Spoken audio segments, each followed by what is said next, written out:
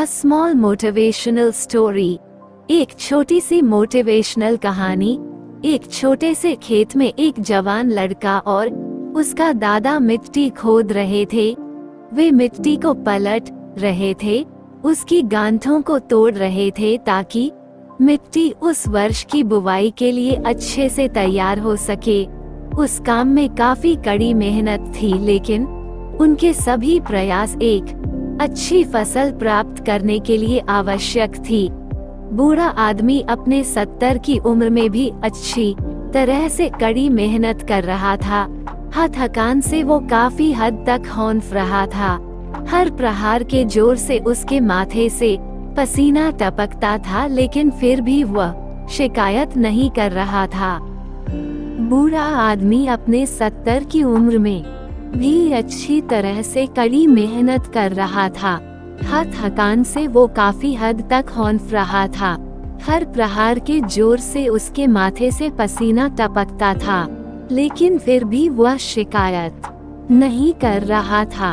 उसका पोता, जो महज 17 साल का था, तंदुरुस्त और ताकतवर, वह मिट्टी को पलटने और गांठों को तोड़ने में लगती मेहनत और ताकत के लिए कोसता। फिर वहां खड़े होकर वह हाँफता और थोड़ी देर के रुक जाता। थोड़ा आराम करने के बाद एक बार फिर से काम शुरू करने से पहले शिकायत करता।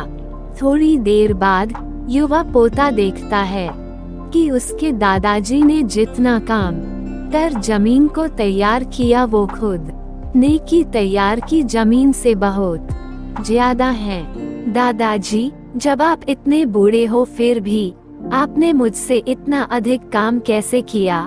पोता अपने दादा से पूछता है। दादाजी ने उसे जो जवाब दिया उसकी उसे उम्मीद नहीं थी।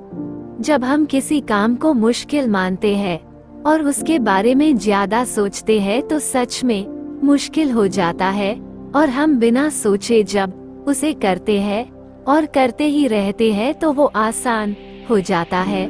पोता थोड़ा अचंभित हो जाता है, इसलिए दादाजी अपनी बात जारी रखते हैं। जब हम अपना समय ये सोचने में बिताते हैं कि कोई काम कितना कठिन है और अभी कितना सारा बाकी है, तब हमारा मन बहाने बनाने लगता है।